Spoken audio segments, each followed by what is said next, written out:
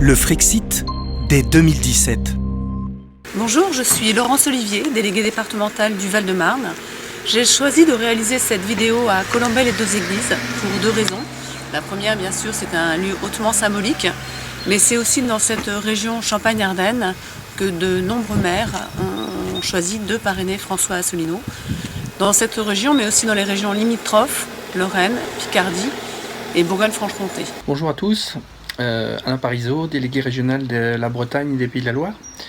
Je voulais vous faire part de quelques réflexions concernant l'UPR. On est tous d'accord pour dire que l'UPR, il y aura un avant et un après 7 mars.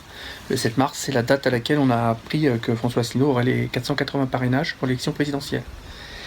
Et depuis cette date, il est quand même amusant de voir la réaction des journalistes qui sont obligés de justifier pourquoi ils n'ont jamais communiqué sur le 5e parti de France en termes d'adhérents. Pour eux, c'était associé comme à une pensée magique, c'est-à-dire on n'en parle pas, donc ça n'existe pas. Les maires de ces régions se sentent abandonnés par l'oligarchie dirigeante et je tenais à rendre hommage à ces élus qui nous ont fait confiance.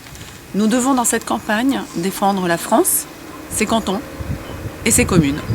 N'oubliez pas vos racines et rendez-vous le 23 avril. Une autre remarque que je voudrais faire concernant l'UPR, c'est que les gens qui nous connaissent un petit peu nous perçoivent comme un petit mouvement entre guillemets.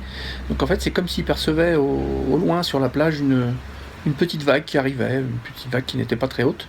Mais en fait ce qu'ils n'ont pas encore compris, c'est qu'il s'agit en fait d'un tsunami.